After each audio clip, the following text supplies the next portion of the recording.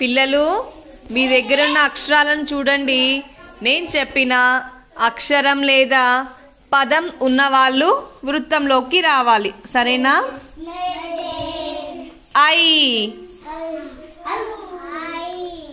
I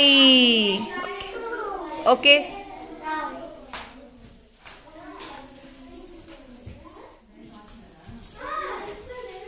ఇలా ఈ ఈ ఈ ల ఇలా ఈ ల ఇలా